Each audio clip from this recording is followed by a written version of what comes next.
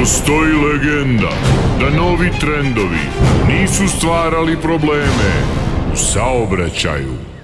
Vodio sam svoj Herbalife život kada je on iskočio kao iPop ikonica i udario pravo na moju auru. Radim u policiji od kako sam iz Monkovca došla, a vam viđela nisam. Ja vas ništa ne razumijem. Vjerujte mi da ne tresem, sad bih reagovao. Jeste li vi došli s ovim nastrojem? Jesam, to je moj električni trotinet i upravo sam sišao sa Gorice, sa svog časa i joge, gdje treba da budem smiren. Vidite na što ličim, čovjek mi je rekao makse kretene, s dijete sam, poješću te. A nije sam s dijete, no sam šemonskoga, preorasa ga svoga, a drži me moj kovčanka za kačuga. Mičite mi ovo veganče, mrzno ću ga zatrpat u burove. Pogledajte, gdje je pljunuo na moj trotinet. Si ti muško ili žensko? Što pričaš to? Šta je ovo, momci, ba... Ja ću da vas tužim! Budite složni u tu crvenu traku, pa bit će vam vi 4 točka, jadni ne bili. Znate li što je moj da je rođak iz Lipova juče napravio trojici?